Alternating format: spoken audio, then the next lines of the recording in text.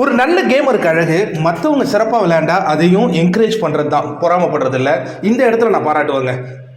மணி என் ரவீனா பேசிகிட்டு இருக்கும்போது மாயாவின் ஆட்டத்தை ரொம்ப சிலாகலித்து பேசிகிட்டு இருக்காங்க. காரணம் என்னென்னா, மாயா 3 பேர் விட்டதுக்கு பிறகு கிட்டத்தட்ட ஒரு 20-25 நிமிடங்கள் ஒரே ஆளாக சிங்கிள் ஹேண்டடாக அதை பண்ணியிருந்தாங்க. இது எல்லாருக்குமே பிடித்த ஒரு விஷயம்தான். சிங்கிள் ஹேண்டடாக இப்போ நம்மளே இந்தியா மேட்ச்சு யார் கூடயாவது பார்க்குறோம் அப்படின்னா, சில நேரங்களில் அனைத்து விக்கெட்டு விழும்போது ஒரு தனி மனிதர் நின்று அதை தூக்கிட்டு போவார். அப்போ வந்து அவர் ஹீரோவாக மாறுவார். அதுமாரி தான் தோனிலாம் நம்ம இன்னைய ஹீரோவாக பார்த்துட்டு இருக்கோம். தோனியோட நான் கம்பேர் பண்ணல மாயாவை, பட் அவங்களுடைய எஃபெக்ட் அது பாராட்டணும். அதை இவங்க பாராட்டுறாங்க பாருங்க. இவங்களும் பாராட்டுறாங்க, வினேஷ் அண்ட் விஷ்ணுவும் பாராட்டி அந்த காட்சிகளையும் பார்த்தோம். ஆனால் அந்த சைடு பார்த்தீங்கன்னா பொறாமையின் உச்சமாக இருக்கிறாங்க. அப்போது உண்மையாலே பார்த்தா இவங்க தான் குட் ஹார்ட் பீப்புள்ஸாக இருக்காங்க போல இருக்குது, கைண்டாக இருக்காங்க போல இருக்குது. அவங்க வார்த்தையில் மட்டுமே அது செயல்படுத்துபவர்களாக இருக்கிறார்களோ அப்படிங்கிற ஒரு விஷயம்தான்.